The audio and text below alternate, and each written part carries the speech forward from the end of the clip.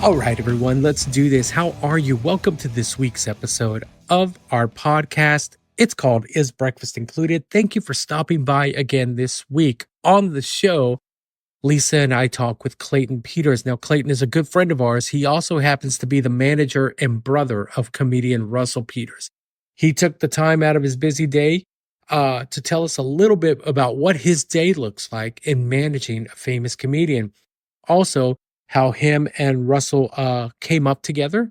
I mean, of course they came up together, they're brothers, but a little bit about their past and their journey to where they are now. It's very interesting.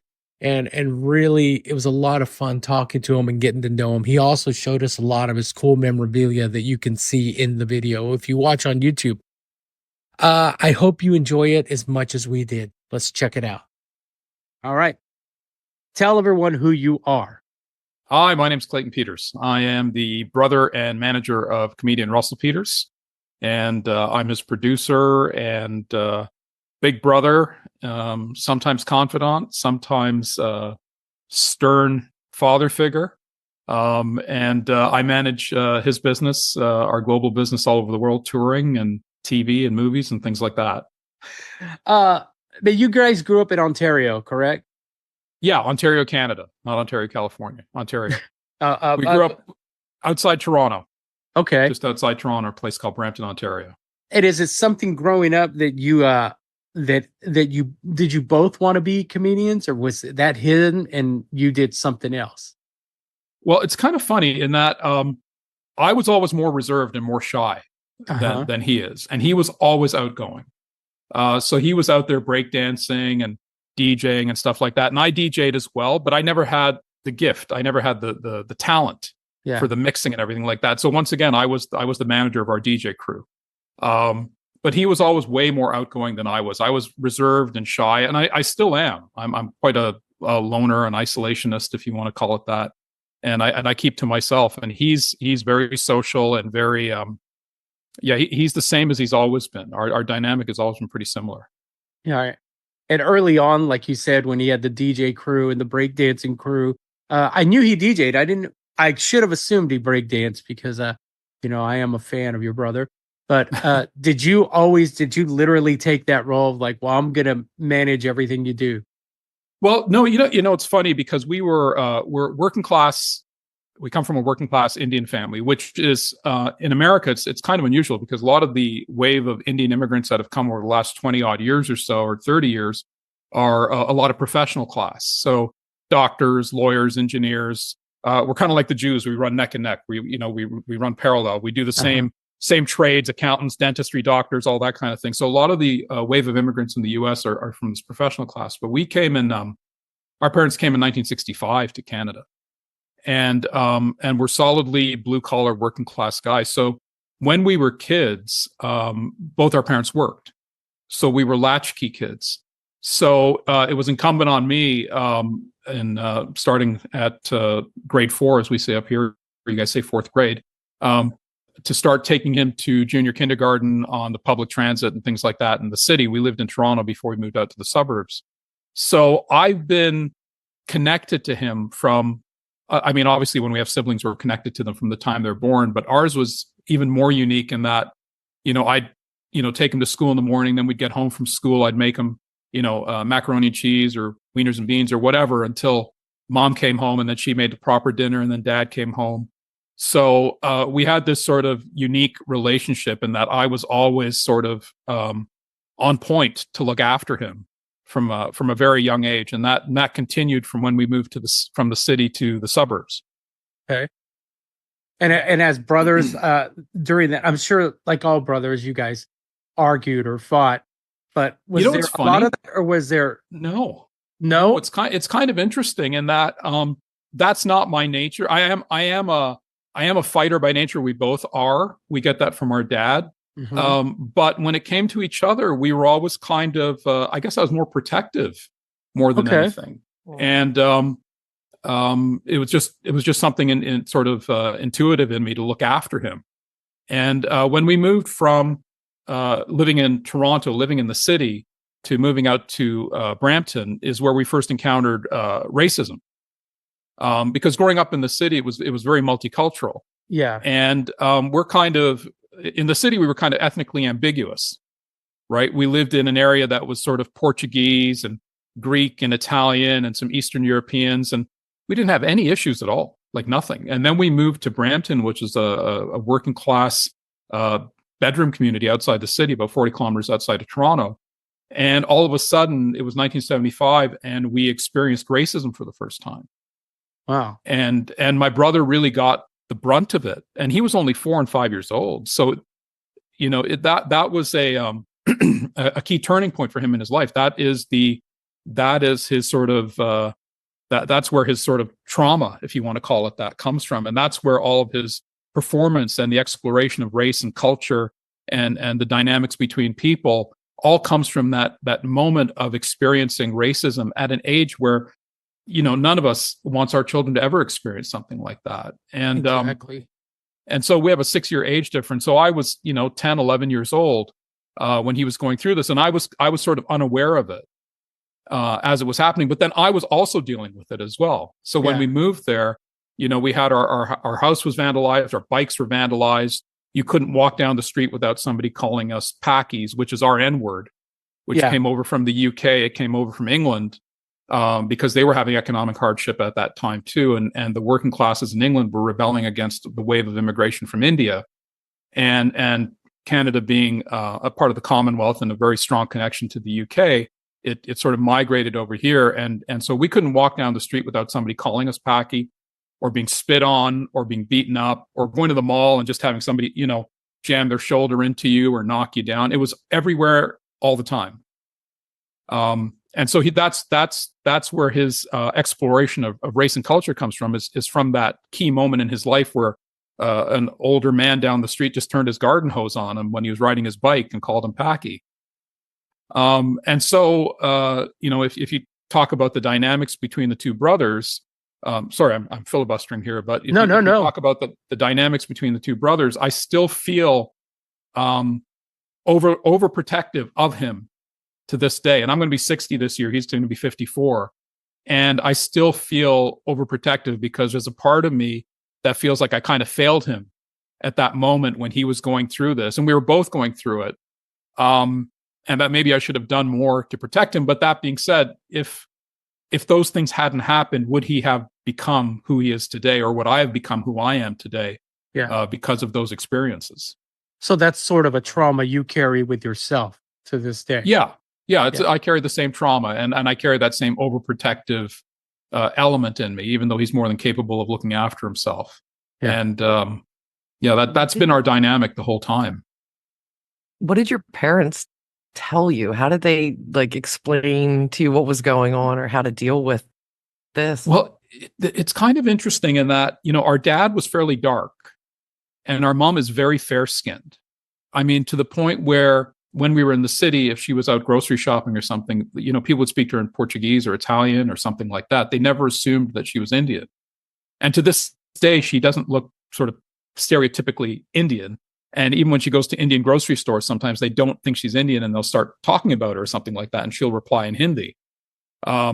So she never really experienced any kind of prejudice or racism. But my dad did, because he was short, he was dark, and he was a fighter from when he was a kid. He was a boxer. He had sort of that little man's complex. And so he taught us how to box, how to fight. And he wouldn't take any shit from anybody. Excuse my language. I don't know if we're allowed to swear here, but he wouldn't take it from, he wouldn't take anything from anybody.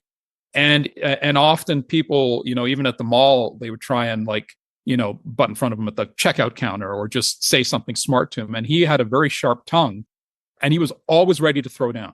Yeah. Even though he was a little guy, he was always ready to throw down. So he put that into both of us.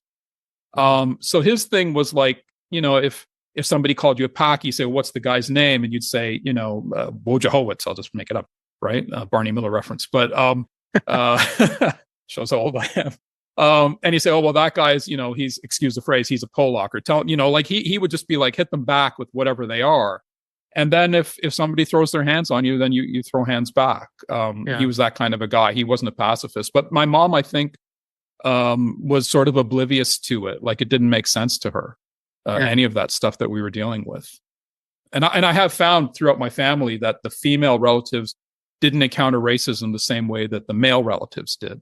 Yeah. So, I mean, good for them. I'm happy that they didn't. But that was one of the things that we had to kind of overcome and deal with. But our dad, like I said, our dad taught us to fight back and always walk with your chest out, head held high, and don't take it from anybody.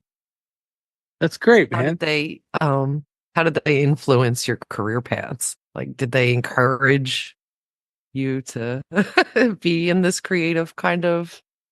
Well, it's interesting because our dad wanted to be a writer. He wanted to be a journalist, and he studied journalism when he came to Canada. He was a very good writer. He was very, very political. He was a big lefty, big social justice warrior before, the current keyboard social justice warriors that we have now, and big civil rights guy. And he wanted to be a journalist. But when he went for a job interview, what happened is that they saw his name was Eric Peters, because we're Anglo-Indian, we're mixed British and Indian, right? And both of my parents are Anglo-Indian, and their parents are Anglo-Indian, so we're a byproduct of the Raj, of the British being in India. So like we're Catholic, we're not Hindu, we're so they, English is the first language in our house. English is the first language in my grandparents' house in India. So my father was very articulate, and he was a very good writer. And he went for a job interview at the Hamilton Spectator, which is a town two towns over from where I live now. And they saw his portfolio, like, yeah, we want to meet this guy. And he went in, and they took one look at him and said, sorry, the job has been filled. And it devastated him to the point where he never went back to it. He would write letters to the editor, op-ed pieces and things like that. And then he went to get a government job, a union job, so he could look after his family. And what that did to him was he never wanted us to go through that kind of disappointment or pain. So he kind of kept our aspirations really, really modest. So we were never on that sort of immigrant track of, you go be a doctor or go be an engineer or a lawyer or something like that. It was like, you know what, get a union job, get a government job, and just keep your head down and cruise through life that way. Because he didn't want us to experience that same kind of disappointment that he did in pursuing something, shall we say, more creative than just a regular 9-to-5. Yeah. Did that hurt? Did that hinder once you guys made that transition? Well, I was the oldest son of immigrant parents. I'm actually an immigrant myself. I was born in India. So I kind of pursued sort of a general business path, 9-to-5 type of thing. And my brother had that shall we say, that creative freedom to kind of go off and do what he wanted to do, which is fine with me. I have no qualms with it. But, at that time, to say that, he wanted to be a comedian, it was like saying, I want to be an astronaut. It's like, okay, sure.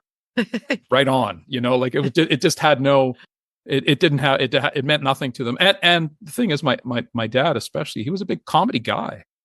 He loved comedy. He had stand-up albums. He had Red Fox albums. He used to watch all the Dean Martin roasts. And, those were the guys that he loved, like Foster Brooks, Don Rickles, all those guys. He was a big, big comedy guy. So that's what he loved. But it still, his thing was, well, look, you're not black. You're not Jewish. Do you see anyone that looks like us doing this? Like, that's not for us, which I think is sort of a big immigrant kind of way of looking at things. Like, he's like, there's nobody, we don't do that. We don't get to do that. And my brother's argument rightfully was like, well, that's why I'm going to be successful at it, because there is nobody that looks like me doing it. Yeah. So he just kind of went along with it, but the whole time was like, can you get a job? Can you get something just in case? My brother was working at like Aldo shoes or driving a forklift and things like that. But yeah, they were fairly encouraging, but like all parents, they were like still worried about him. Yeah.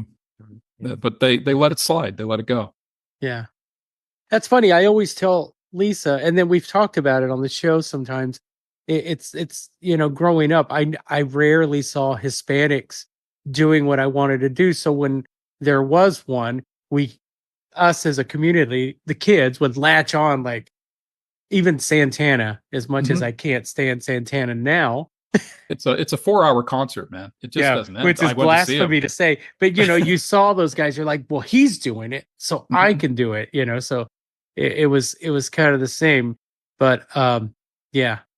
But it was awesome. On that note, for us, because we didn't see any Indian people on TV, when we saw Eric Estrada on Chips, we claimed him. We actually thought he was Indian.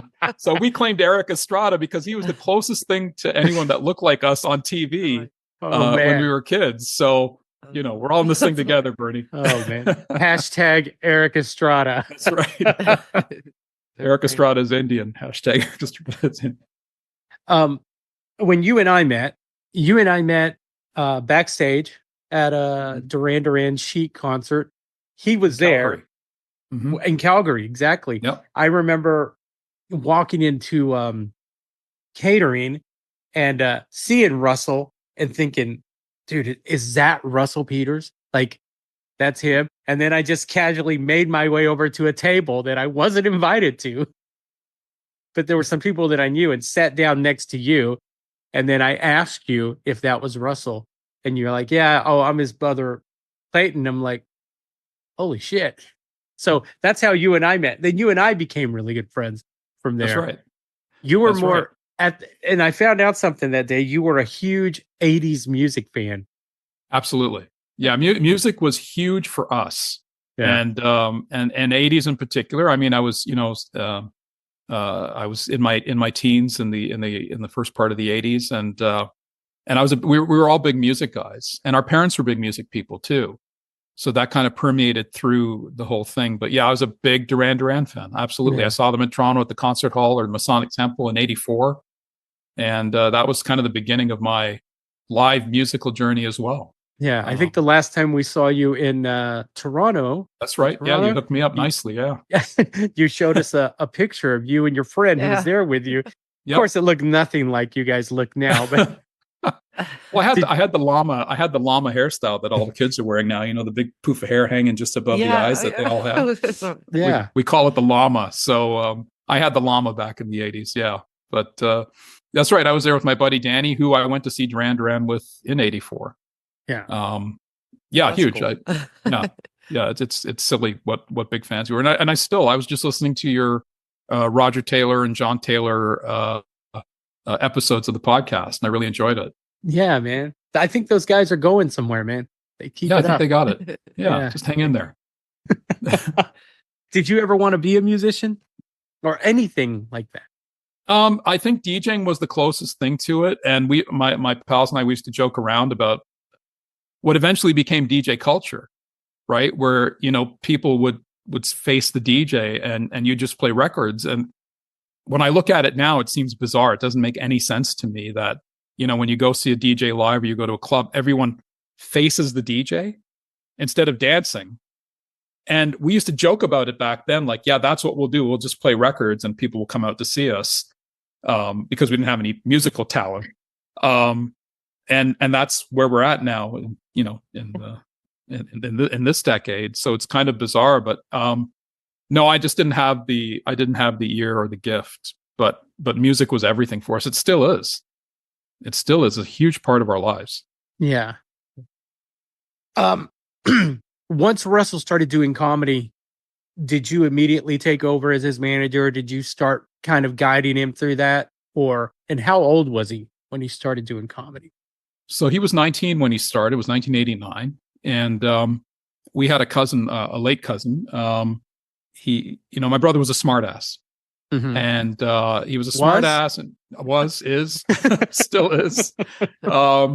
And my cousin Andrew, my late cousin Andrew, he said to my brother one day, he goes, "Why don't you be a comedian?" And it was one of those like, okay. I think there was an episode of Friends where I can't remember which character. I think it was anyway. One of them was like, okay, and so he says, I want to try this. So I said, all right, well, I'll take you around to some comedy clubs and you can see what it's like. And I took him to a couple of improv troupes. I took him to some open mics to show him, if this is something you're interested in, this is the world. And he went from there. And so yeah, we that's kind of how things started for him. And and I wasn't managing him at that time because there was really nothing to manage. He had like 3 or 4 jokes, and he was just getting started. And oddly enough, in those first few years, he started to get pushback from the Indian community. After the first time he appeared on TV, and then people found out what he was doing, he started to get pushback from the Indian community because they thought that he was making fun of them. And when I say pushback, I mean he's going to like a bar or something, and like 3 Indian dudes like jumped him. Wow. Right? You're making the fun of us, and you can't do that. It's not okay. And that guy's making the fun. Right. And it was like these Punjabi guys, and they wanted to fight him and stuff. Like they really thought that he was this guy making fun. And then as the success grew, and then they realized that he's not making fun of them. He's actually sort of embracing the community and things like that. Then they all kind of got on board. But initially they didn't know what to make of him because no one else had been doing that within the community. And it wasn't until 2004, 2005 that I actively got involved. So 2005 is when I left my corporate gig and we started doing this together. So we're coming up on 20 years doing this full time together next year. Yeah. What were you doing when you left? Oh, it was awful. It was I worked in the oil and gas industry. I was an international contracts manager. I mean, it was a good job. Yeah. But I hated it. I hated every second of it. And I was a square peg in a round hole. And when I look back on my work life, I've always been a square peg in a round hole because I didn't like to follow rules. And I didn't like to adhere to like, you have to be here at 8:30 every morning, Peters. We have that morning meeting and da, da, da. And I was just like, fuck off. Like, I can't, this is like, just leave me alone. And I was always, and I always had this attitude from MASH. You remember Alan Alda's character, Hawkeye? Yeah. He was the best surgeon, right? But he didn't follow any of the rules. And so that was kind of my thing. I had to be the best at what I was doing so that I could break the rules. Right. So I was a smart ass and I broke all the rules. But I also, if I started at 9 or 9:30, I would work till 7:30, 8 o'clock at night. Like I would stay as late as needed.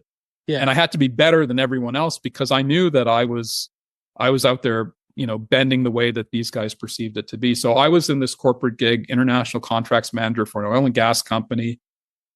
It was just awful. And I ran into some political intrigue at the same time that my brother's stuff was starting to take off, and the point at which it started to take off, I was already starting to analyze the methodology of what he was doing and the strategy and the gigs that he was picking up because it really came out of nowhere.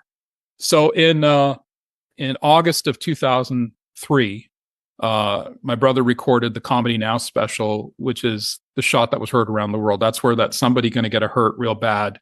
Yeah. Thing came from. He recorded in August of that year, and it was broadcast on February 14th of 2004, Valentine's Day. And my dad passed exactly 1 month to the day after that aired, right? And so when he watched it with my mom, he had it on in the family room. My mom was watching it with him. She was laughing, and my dad kind of said to her, he goes, "You really find this guy funny, don't you?" Right? And he had cancer. He was dying of cancer at that time. And when my brother recorded it in August of the preceding year, he was absolutely flat broke. We owned a house together, and he was supposed to do this movie. And so he canceled all these gigs to do this movie. And this movie kept getting moved by quarters. So we didn't get the financing. So it's going to be next quarter. Ultimately, it never happened. And in order to do the movie, he kept canceling gigs. So I remember that in 2003, we had the gas turned off 3 times in our townhouse that we lived in, because I was paying the mortgage, everything else, plus helping my parents for my dad to go for cancer treatment. I was stretched as thin as I could be. And then it aired in February, and it literally blew up everything. It was the shot heard around the world, because all of a sudden he was playing clubs here in Toronto, and he was selling out, and they were paying him more money than they'd ever paid a comic ever for a weekend at a club. Uh-huh. And I remember that he came in my room after the one big weekend, and he dropped, I think, $10,000 in cash on my dresser. And he said, like, just use this. I know you've been covering everything, and just use this for whatever. And that was kind of the beginning of everything. And within that 12-month period, going into 2005, 2004, 2005, Wi-Fi became more and more available to people. Google the ability to share files, audio and video, through email. And then ultimately YouTube came out. So there was a massive convergence that we benefited from of technology, and people cutting up the special and cutting up bits and putting it online and sending it to their friends. And that's ultimately what launched our business. Because of that, just that one moment in time where everything came together. And then, like I said, I was like ready to leave my gig. And I said, we should do something together. He goes, well, why don't you be my assistant? And I'm like, whoa. I've run companies. I've literally been running companies for people. I've lived all over the world, and now I'm going to be your assistant, like picking up your dry cleaning and getting you coffee. I said, no, that's not going to happen. He goes, okay, well, what about manager? I said, okay, that makes more sense. And then we started officially full-time in 2005, doing this little adventure together. And it was hard at first because we knew how to be brothers, but we didn't know how to be client and manager and business partners and things like that. So it was pretty clunky at the beginning, learning how to work together. Yeah. But eventually we found our footing. His comedy has progressed since that comedy special.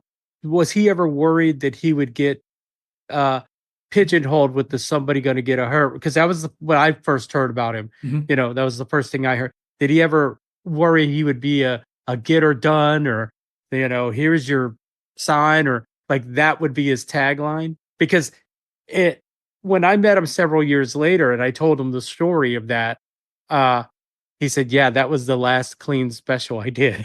That's right. Yeah. Became a dirty bird after that. Yeah. I don't know that he was worried, but I know that it really messed with his head. Excuse me. I'm sorry. It really messed with his head a lot when this first flush of success came. And I don't know if it's the same for musicians and things like that, but it was, it really did mess with his head because people started treating him differently, including his own friends started treating him differently. And I remember when we launched our first tour, we decided we were going to do it ourselves, and everybody in the business said, you can't just do your own tour like that. You need to work with some big, multinational or big promotions company. I said, no, I think we can do this. And they said we would never be successful. And so in order to do that, I said to him, look, we've got to do a press day. We've got to let people know that we're doing this. And that was in the days of newspapers and radio and TV, where these things all had meaning and they got the word out to people, unlike where we are today. And I remember that when we were doing that press day, we rented out a hotel room and we had a publicist and we were rotating press through, and he was really hostile with the press. And I said, like, what's wrong with you? And he goes, well, fuck them. They didn't want to talk to me 6 months ago, and now they all want to talk to me. I'm like, yeah. He goes, well, I don't care. I'm going to show them. I'm like, dude, you're not showing them anything. You're just being like a petulant child right now. But it was really, honestly, since the beginning of doing this, he's always been really, really petulant about doing press, to the point where I don't even push him to do it anymore. I don't even ask him, because every time we do, we get into a disagreement over it. And I'm like, fuck it. All right, I'm not, you want to do it, don't do it. But there was that. So there was this like weird relationship with people who didn't want to talk to him 6 months earlier and different media outlets. And then his friends all of a sudden started treating him differently. And within 6 months of working together, he got a development deal with Tom Werner and Eric Gold. Tom Werner of Cosby Show, Roseanne, huge TV shows of our youth. I mean, I think I'm just a little bit older than you, Bernie. Lisa, you're no. We're almost the same age, Clayton. I know. I'm just doing this for Lisa because she's very young. 47. Oh, you're a baby. That young. I mean, you're a baby. She's a child. Look great for 47. I got to tell you. So we got this big development deal, and then all his friends, it was so wild. Like, friends' parents were like, "Listen, I'm just waiting on an insurance claim. Can you lend me $10,000?"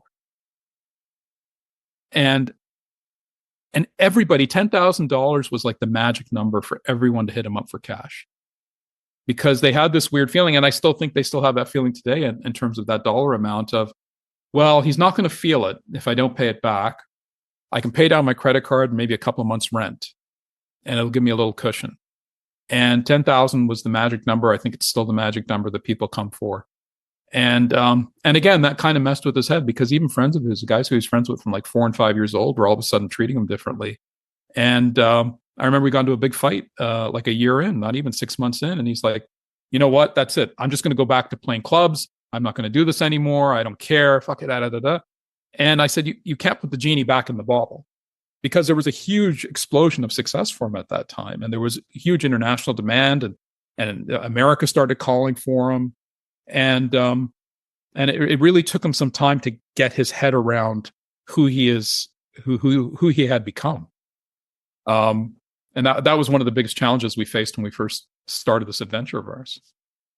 So while this was going on, the whole $10,000, like what we just talked about, how was that affecting you? And as an insider and outsider, how did you handle that with him? I was livid. Did you ever stop and say, like, hey man, you got to learn to say no? Or yeah, I still say it to this day. You've got to say no. Like, the way we grew up, and some of the guys who we grew up with, we were lucky in terms of, even though we were very modest, very working class, but there were a lot of guys around who had significantly less than we did. And I think that when you get that flush of success, you get a little bit of what I would call survivor's guilt. And so it's like, well, why me? Why not them? And I still think that's part of his consciousness today. Yeah. Of, why me? Why not them? Like, there's guys who are funnier than him or whatever it is. And he still feels that sort of like, yeah, I still got to look after them. They don't have, I have. And I've of the belief, like, no, you worked hard for what you've got. And yes, we've been extremely lucky. We've been extremely fortunate with the success that we've achieved. But I'm a family first kind of guy, and he's a friends first kind of guy. So I'm like, look after your family first, right? But he's like, him and my mom are twins. I call them twins because they are exactly the same. Like, it's like if you say like, oh, I don't want this glass of water. They're like, well, I'll take it. I know who'll really like that glass of water. Like, immediately, it's like they've already like, it's like, Ma, do you want it? Well, I don't want it, but I know that Mrs. So-and-so could really use that glass of water. And with my brother, it's like, oh no, I know that this person, immediately it's give it away. Right. Mm-hmm. And so, yeah, to this day, it's still like, dude, you don't owe these people anything. You don't owe them anything, but he still carries that, like I said, survivor's guilt of why me. And so he's exceedingly generous to people that he doesn't have to be generous to. And that is something that, and as a result of that, going back to the $10,000 question, I had to pull away from his finances, because otherwise I was going to lose my mind. And I had to sort of take a position of, okay, I'm going to have to treat him like a client. Okay. So if I had a roster of 24 guys, I would never get involved in any of their finances other than to make sure that they continue to make money. Yeah. And so I had to take that step back from my brother and say, you know what you do with your money after you make it is your business, because the way you're conducting your affairs is not, it's making me absolutely mental. Like, I could not deal with it. So I just had to create a separation of okay, that's what you're doing. I don't agree. And I'm going to tell you I don't agree. And I'm going to tell you to save your money. And I'm going to tell you don't have to buy this person a watch. And you don't have to give this person a car. And you don't have to lend this person money. But I know you're not going to listen. And you're going to justify it somehow. So I'm just going to separate myself from that and focus on making you money. Yeah. And so that's what I do. Yeah. It was the only thing. Otherwise, I was really going to lose my mind. Like, I really, and even now, if I stop and think about it, or I hear from somebody like, oh, he just did this for so-and-so, I'm like, what are you doing? It's funny that you say that, because, I don't want the repetition of how big a fan I am of Russell's, because I am. And I feel very fortunate. I get to call him a friend, that he knows who I am. And we have a real conversation when I see him. But when I'm a big fan of comedy, I'd always hear from other comedians on shows like, man, Russell at the end of a tour, man, gave me this watch, gave everybody this watch, and makes me nuts. Makes me absolutely nuts. Because they're not cheap watches. They're not cheap watches. And, a lot of these guys, no offense to any of them, we've had great guys joining us on tour, but like, they're just happy to be there. Yeah. excuse me, because they're going to countries and places that they would never in their lives get to go to. And, we fly them business class, first class. We stay at 5-star hotels. Like, they're living the life, and it's pretty cool. Like, life on the road is not terrible. I enjoy it. I know you're on the road, right? And I've listened to some of the podcasts and things, and I know you kind of like it for the same reasons that we like it. You like to travel. Yeah. You're going to places you never imagined that you'd ever go to. You're being treated like kings when you get there. So yeah, he puts a little bit more icing on the cake with the watch or something else at the end of the tour. And I'm like, man, come on. Unnecessary. Yeah. What's a typical day like when you're on tour for you? It's different for both of us, because I regard myself more as a suburban dad more than anything. And so when I'm home, I'm up at like 6:30, 7 o'clock in the morning to take my son to school every day. And that's the best part of my day when I'm home is driving my son to school. And that time, that's just him and I in the car. We jump in the Volvo, we go to school, and everything's pretty normal for me. Pick my wife up a coffee on the way home. So when we're on the road, I can't do that thing where a lot of guys will like sleep into like 2, 3 in the afternoon. Like it just messes with my head. I can't do it. I still tend to wake up early-ish, just depending on jet lag. Sometimes, you'll have the group chat going and you'll wake up and everyone's having breakfast, or you'll just put on the chat going for breakfast, and then somebody will join you down in the restaurant. And so yeah, we get up, breakfast, work, hang out, and then I've got a pretty solid crew of guys. Our production manager, Q, and his brother Clay, they effectively run all the production. And as I say about our business, and I'm not just saying this to suck up to Bernie here, but there's only 2 really important people in our business, which is my production manager, Q, and my brother. If I drop dead tomorrow, everything can still continue. It doesn't make a lick of difference if I'm backstage in Singapore or not. The show can still go on, but without my production manager, we cannot do that show. Yeah. Because he speaks the language of production, which, as you know, Bernie, is a very specific, there's specific terminology. I call everything the thing. Can we put the thing over there? What about that thing? Right. Yeah. I didn't know what to call the thrust on the front of the stage. Can we get one of those things at the front? Right. So, he can speak the light package, the microphones, the monitors. He knows all the numbers and the references and things like that. And I have no bandwidth for that. So, yeah, those are really the most important people. So those guys, the production guys, are at the venue from anywhere from 8 in the morning or midday up until we get there just before showtime. And then I'll show up at the venue anywhere from 5:30 to 6:30 just to do a quick walkthrough. But these guys have it so locked in that I actually don't have to do much other than just be there. And my job as the manager is really just if there's a problem. Yeah. If there's a problem, then I'm right there. I do the Voice of God intro for my brother, and I do the Voice of God intro for the opening act. But ultimately, it comes down to the guys really doing the heavy lifting, which are my production people. Yeah. And like I said, if I'm not there, everything will still run pretty smoothly. But I do know that on those occasions when I am not there, sometimes things get a little bit too loosey-goosey backstage, and start times and other people suddenly showing up on the bill and things like that. So I think there's love that. Yeah, I think that what's there is that I kind of provide this kind of like, oh, Clayton's here, let's like, and they're like daddy's here type of thing, dad's here. Okay, everyone stand up straight. Dad's here. Take your elbows off the table. Yeah, exactly. Chew with your mouth closed. Dad's here. So yeah, that's it. And then during the show, I'm just sort of side stage or on the floor. One of the things that we implemented from early days was a no recording policy.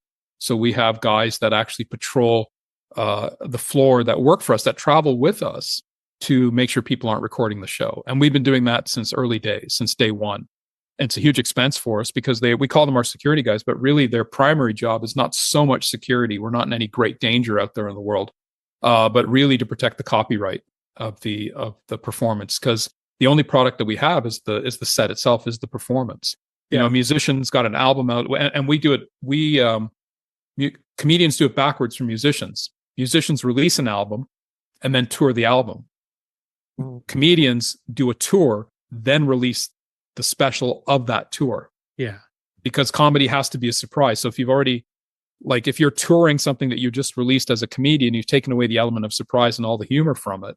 And so that's one of the biggest differences between musicians and comedians, is that they release the album, tour the album, we do the tour, and then release the album at the end. Yeah. And so their job is to protect the copyright. So we have those guys out on the floor, and I'm just there just in case.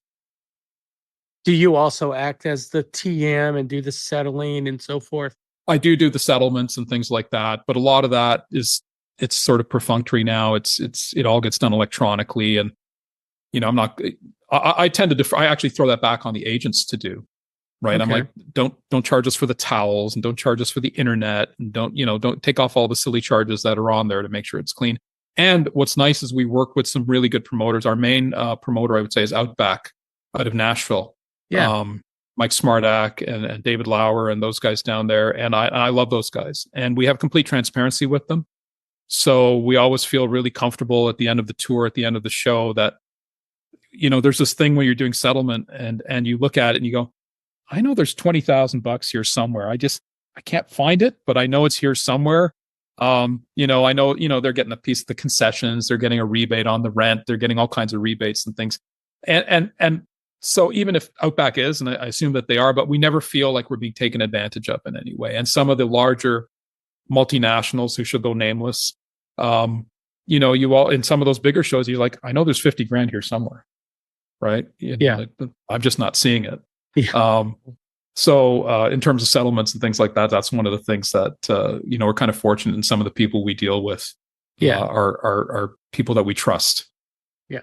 I have a really good friend that's one of the promoter reps, travels with the comedians for Outback, Davies Baird. I don't know if you know Davey. Yeah. No, I don't recall him offhand. Our main guy there was David Lauer. Oh, yeah. I know David Lauer. Yeah. Yeah. And Dave's a great guy. And Dave's a fellow nerd. Right. And so we bonded over nerdy stuff. And he's been to my house and we hang out and stuff like that. He's a really good, solid guy. Off subject, right behind you is that an original boombox? So this one here is this one I bought on eBay. This is a JVC. They used to call this the Monster. Yeah. Back in the day, that was called the Monster. And I'll just turn. And that one there, that is the original RCM 70 JVC that my dad bought me in 1979, and it was $500. And I worked and worked and worked to repay him for that, and I still have it to this day. Yeah. And there's the rest of my tchotchkes. There's the David Bua, based on his paintings. He released a series of statues, and there's Galactus up there. Wow. The Power Cosmic and Silver Surfer. And there's Space 1999, which is super nerdy, out of the UK in the 70s, and various other accoutrements going on behind me. And the Star Wars poster is actually an original movie print from the theater. There was a dude who needed money. I guess it was like 16 years ago. He needed money, so he had all the original movie posters. Like they have the actual, like they have a specific stamp on the bottom that indicates they're from the theater. And I bought them all off of him. And there's a life-size R2-D2 back there that my brother bought for me that showed up at my front door while I was on tour. That actually it was in the box, was so big they had to take it off with a forklift. And my wife was just about ready to kill me. I think there was $1,000 duty on it as well that came in. That she had to pay for more crap coming in the house, that she hates all this stuff. So she's like, what the hell is this now? Yeah. I had the exact boom box as your other JVC, but it wasn't a JVC because I had to buy it from Radio Shack, and I think mine was a realistic or something. Okay. But it was the knockoff, but I carried it everywhere when we would breakdance. Yeah, see, I never breakdance, but like that, that thing has literally been everywhere. I remember driving up and down Yonge Street with my friends Alvin and Cyril, and with the van, we drove in a van, and it was an old van. It was primer color. Yeah. And we were such geeks that we would drive down Yonge Street with the side door open with the boombox sitting like this and blasting out Bounce Rock Skate by Von Mason and crew and Curtis Blow and all that kind of thing, thinking we were super cool. We actually had the van, we called it vandalism. They had spray painted vandalism on the side of it. So gay. And you just admitted that, man. I did. That's all right. You got to own it. You can't deny. So Russell had a hand. He produced a documentary series called Hip Hop Evolution. Did you have anything to do with that? No, that's one of those things he did on his own and completely kept me out of it.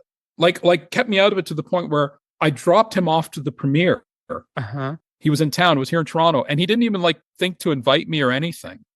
Like, it was just like, yeah, what is this thing? And anytime I hear hip hop something, I'm kind of skeptical. Yeah. Right.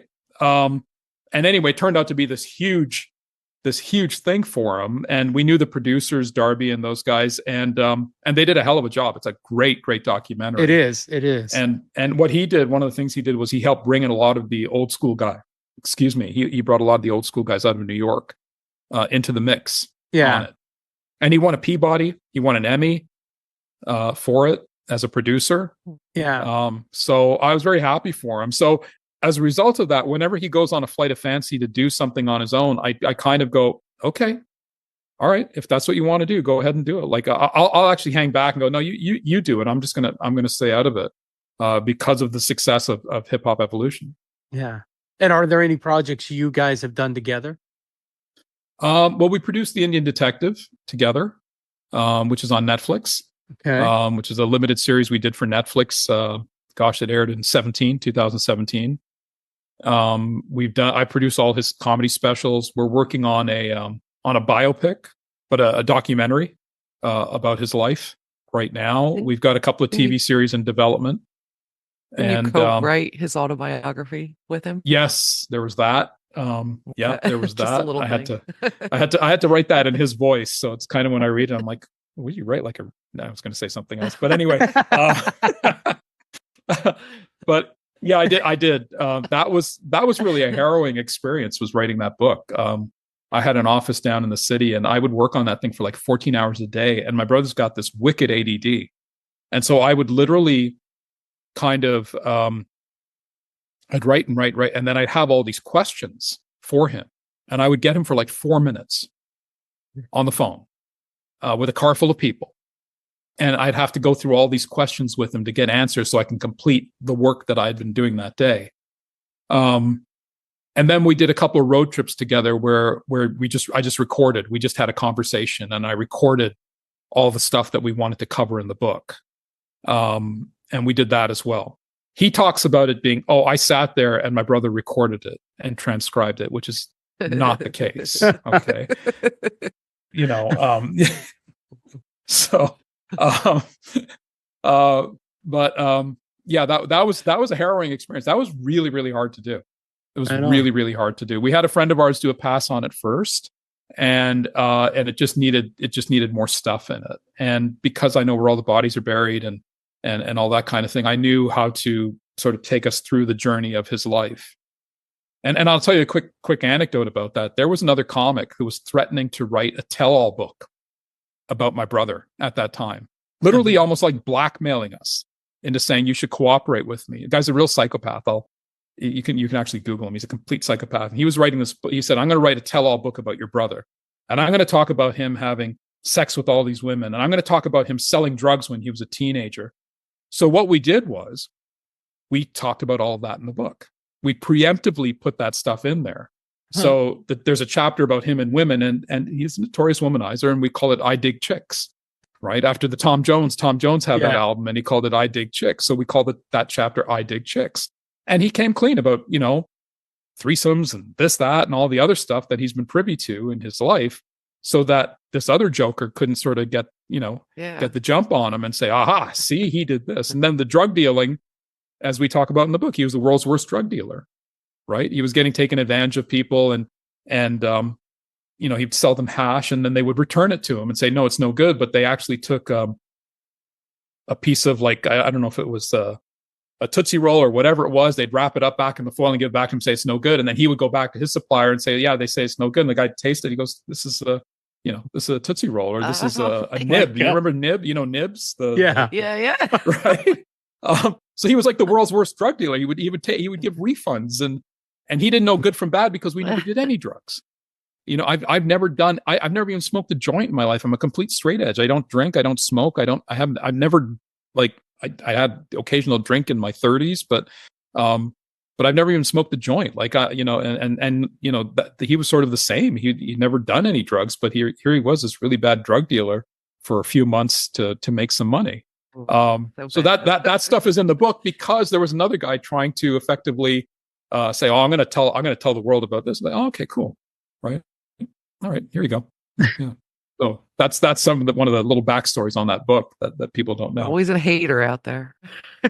Yeah, quite a few actually. Yeah, I'm sure. The level of success that the level of comedian that Russell is, like, I think you and I had this conversation right before the pandemic, because I was texting you about something, and then you said, yeah, you know, there's just a few comics doing it at the level we are. And now it's become a thing where arenas are expected, you know, and you got guys like from TikTok that are doing arenas, and you got, you know, how do you feel about that? You guys being in the comedy industry for so long. We've been very lucky in that we kind of hit the arena thing fairly early on in our adventure together. Around 2006, 2007, we started doing them. Mm-hmm. And I can honestly say, and I'm very unbiased about us. I'm very objective in sort of talking about my brother or talking about our business and where we're at. But I can honestly say that we've done the arena level shows longer than any other comic out there. If you're lucky as a comedian, you may get one arena run, or maybe two, or maybe three. But to do it from 2006 till today, no one else has accomplished that feat. Yeah. For this long, for this duration, you know, and I'm happy for the guys who are able to do it. You know, Andrew Schultz, Bert Kreischer, Tom Segura, Tom and Bert, they're friends of mine, and I'm so happy for their success. Yeah. And I'm happy to see the guys do it. Like, I'm not a hater. I'm happy for all those guys. But we've been very, very fortunate to have it for this long and on a global scale as well. Yeah. Because now these guys are doing it also arenas globally, which again, and it's hard for me to talk about myself. And I heard one of your podcasts, Bernie, where you were talking about yourself and you were kind of uncomfortable with being the like when you were saying I, me. I'm the same way. I feel the same way. I don't like to sort of talk about myself, but you know, we kind of started that global comedy business. We were the first ones to do it when everyone told us that we couldn't do it. We couldn't even find promoters in the UK. We couldn't find promoters in Australia. And the guy who's our promoter in Australia, Adrian Bohm, and his son Sebastian, their family still are promoters in that market. And they were the first ones to take a chance on us when we went there. In fact, several years ago, my brother gifted him a nice gold Rolex to thank him for taking a chance on these two Indian guys from Canada. And supporting us in all these years and being successful with us. We really did appreciate the fact that they were the ones. But out of the UK, I've still got copies of the emails where the guy said, yeah, you know, Russell's good, but if you're planning on the South Asian community to come out and support him, I think, you know, maybe you can play some clubs or something like that. And then the following year, we did the O2. And we became the fastest selling show ever in the O2's history when we did that show. Yeah. So, well, I do. Yeah, I remember how I knew that Russell was famous, and this was the night that we met. You guys actually had seats in the crowd, and I was watching you during Chic's set, and Russell couldn't even enjoy the show because there was a line of people just waiting to take a picture with him. And I walked especially over. In Calgary. Yeah, and I walked over and I said, "Hey, if you want to come watch from over here," and you're like, "Let's go." Let's go right now. Honestly, that was such an awesome experience for me. I can't even tell you. Like, to this day, it's still like one of the top things that I've ever done was that side stage watching Duran Duran in Calgary. Because like I said, I'm such a Duran nerd. I still got my concert stub here in my office from 1984 where I saw them. Wow. And I'm going to do a quick pan around here. Oh my God. That's great, man. So it was a huge thing. And then we got to go to dinner with all the guys at the restaurant and everything. And I was just like sitting there like a total fanboy and talking to John and talking to Roger, and they were a really huge part of my youth. And not to go too much on that, but at that time in the 80s, what they represented was an aspirational lifestyle, which was kind of coming out of the 70s and punk rock and roll, where everything was kind of, it was kind of dirty and all that. But these guys came out in their suits and they were dressed well, and they were kind of global in their appeal. And that had a huge influence on me to this day. It's still very much a part of who I am, was that, dressing properly and making yourself presentable when you go out. It all comes back to Duran Duran. So that evening in Calgary was huge thing for me. And then the Toronto one, where you brought my friends and I to the side stage there. Anecdotally, Danny, who was with me, he was at that Duran Duran show we saw in '84. But Andy, my other friend, John Taylor, came down and he changed his jacket. Yeah. Right? And I looked over at my friend Andy, and he's like this. Now, this is a guy who's like in his 50s. Okay, he's a grown ass man. Okay, grown ass man with kids, and and I look over and he's like, best story. Nothing, man, nothing. Like, he goes, I can't believe he's like I can't believe this. Like, he's like right there, Yeah. And I'm like, amazing. Be gay, come on, keep it together. But it was really cute. I mean, it was cute. I liked that he was so in the moment, like, in this business, and I know you've done some like super cool stuff, with U2 at the Sphere and all the other artists and things, like, there's this, you meet a lot of people who are kind of blasé, like Lisa, like, yeah, whatever, man, that's cool. Simon, yeah, it's cool. Yeah, that was so cool. But I like the fact that my friend was so into that moment that he could just sort of let his guard down and really like appreciate the fact that, this is Duran Duran. This is something, when we were in high school together, like these were the dudes that we looked up to. Yeah. So it was funny. I just couldn't believe, like, this grown ass man was like, yeah, it's cool, man. Yeah. Now, we've all had that time. We've all had that moment. Being at the level you guys are at, what's the most memorable experience that you've had in your journey there? Like, I know you guys have done a lot of amazing things. Like, I follow your schedule. Yeah, you've been everywhere. But what's the one thing that you've done that you would have, I guess, everything that you would have never thought you'd do, but one thing that stands out? One thing that stands out for me, it wasn't even a performance. It was a thing we did for the British Asian Trust, and Prince Charles was there. And so we got to meet him, and he was super cool. And I'm a little bit of an Anglophile and a little bit of a monarchist. And it runs completely contrary to all my leftist sensibilities. But I could not believe how cool Prince Charles was. Like, he was super cool. He had a good sense of humor, and we were walking with him.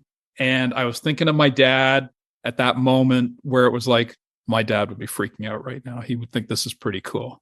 He would think this is pretty damn cool. So that was great. We've done a lot of things. The funny thing is, because our journey has been sort of nonstop, you only get, sometimes in the moment, you don't appreciate like what you're doing. When we did Madison Square Garden, or we did multiple Radio City music halls, or even here in Toronto, where we've done Scotiabank multiple times, in the moment, I don't get to necessarily enjoy it, because I'm sort of I'm in a heightened state. Yeah. But then you kind of look back on it and go, wow, we did that. That's pretty darn cool. Yeah. And we've had dinners, and like with King Abdullah of Jordan at the Palace. We've had dinner with MBS in Saudi. Again, very surreal experience to be invited to the palace, and then you just have this casual dinner. He's just like wearing like sweats, and you're sitting there shooting the shit with the guy, and it was very surreal, to the point where I realized after the fact, and I try and play it back in my head, and I don't remember what his voice sounded like. Yeah. I was so sort of spun in that moment. Where I can't. And it wasn't until I watched an interview with him on YouTube, I'm like, oh yeah, that's what he sounded like. So yeah, just crazy stuff like that, or you'll get like you get to Bangkok or Kuala Lumpur or not Kuala Lumpur, Jakarta, where the traffic's really bad. So when they pick you up at the airport, they have the police escort, right? And they have the outriders, and it's like you're head of state, and they're like kicking cars out of the way, and it's just a bunch of schmucky guys, a bunch of middle-aged guys in a van. Going to a hotel, and they're like, you're being treated like a head of state, and kind of joking. Yeah. And I'm kind of like, it's so surreal because like a couple of days later, we're heading back home. And at that time we had our dog, and it was winter here, and the dog just basically just shits in the backyard. So I know that when I go home in a few days, when I'm out of this police escort, I'm going to have a shovel and a bucket in the backyard, cleaning up the backyard from when I was away. Literally shoveling shit. But right now I've got a full, outriders and police escort getting me to a hotel, so that, in 2 minutes after getting to the hotel, it's like, okay, what do you guys want to eat? It's like, it's completely, disconnected from reality. But, my life at home keeps me pretty grounded. Yeah. So we know that stuff's not real. But I still fanboy over your Duran Duran stuff, man. That's so cool. Oh man, you are always welcome. It's such a thrill, and it's so cool to just be there. And like I said, it's not even just the musical part. It influenced everything about my lifestyle to this day, because I'm still a peacock. I still like to dress up, and I still like to wear a suit and tie, and it all goes back to those guys, just kind of like what they kind of put out into the cosmos at that sort of pivotal time in my life. Of like deciding who I wanted to be and how I wanted to live my life. Right on, man. Well, I'm glad I could do that for you. You did. You absolutely did. Well, not the music. Like, I had nothing to do with that. You have to do with John's bass. Oh, you let me touch the bass? You let me touch John's bass? Yeah. I touched the bass that Bernard Edwards gave him. Oh, that's right. Because we had that in Calgary. Yeah. And again, Chic. So it's kind of funny because the two biggest things in my life were Chic in the late 70s. Disco was a big thing for me. Oddly enough. And so Nile and Chic were, they made me feel like I wasn't alone in the universe. They kind of like, I'm like, the moment I heard them, it changed my whole way of listening to music. Yeah. So to have the two big influences together and get to meet them. And we've hung out with Nile many times since then. Yeah. But that one's still surreal to me when I see Nile. I almost, in some ways, I almost don't want to hang out with them. I still like kind of having them up there on a pedestal a little bit. Like, I don't know, let's leave him up there. I don't want to know what he had for breakfast, Yeah. Well, Clayton, man, we tying really, it back to see his breakfast included. we really appreciate you taking the time, man. It's been a pleasure getting to know you. It's been a pleasure, being acquainted with you. You're always so good to me and Lisa when we see you. Oh, come on. But the podcast is Breakfast Included, and if we were having breakfast, what would you have? Well, if we're staying in a hotel and we're having breakfast, I'm big on room service. I do like room service. First of all, it's a pet peeve if they don't have room service at the hotel. Speaking of douchey, but it depends what they've got. I've now taken a real thing to sourdough bread for some reason. My wife got me hooked on sourdough. So now my thing is like sourdough bread and jam, bread and butter and jam, toast for breakfast with a coffee. But I have to have coffee and cold water. Ice water and coffee are my two essentials to start the day. And then I'm pretty flexible on breakfast. And I'll even eat like, when you get into Asia and you get into like Indonesia and Jakarta, or get into Bangkok, and they have those buffets where they have like pad thai and satay and all kinds of like stuff you'd have for dinner. I'll have that for breakfast. No problem. Okay. No problem. I'll eat dinner for breakfast anytime. And when I'm home, my mom sends food over, and I'll literally eat curry and rice for breakfast. And I'll send a picture of that and a cup of coffee to my mom to let her know I'm enjoying her dinner. All right on. Yeah. I'll have to try that. I've done breakfast for dinner, but I don't think I've done dinner for breakfast. Oh, you got to try it. It's awesome. I've had spaghetti for breakfast. Nice. Okay, so that counts. Nice. Pizza for breakfast. Yeah. Oh yeah, I do the yeah, whole okay. I do the whole southern thing, and I fry the spaghetti, the leftover spaghetti. You fry it Fry to it. warm it up. To fry it. Nice. In Yeah. a pan. Yeah, he In a warms it up. pan. It's not bad, man. Oh, that sounds good. That got me wanting spaghetti. Oh, Well, thanks a lot, man. We're gonna let you go, and we'll talk to you soon. Thanks, guys. Appreciate it. okay. All right. Take care. Right on, Clayton Peters. A lot of fun, right? We found out a lot about him that we did not know. And, we do know Clayton pretty well. It was a lot of fun finding out how much of a nerd he was and so forth. Go to russellpeters.com, find out where they're going to be, go to his show, check him out. And if you see him, tell him hi, tell him we sent you. Maybe they'll buy us a watch. I'm joking. That was a joke. Make sure you follow us on Instagram, Facebook, and YouTube. Visit isbreakfast.com. Rate and review the show. Tell us how we're doing. Comment, like, subscribe, all that good stuff. All right, guys, I am done. Have a great day. We'll talk to you next week.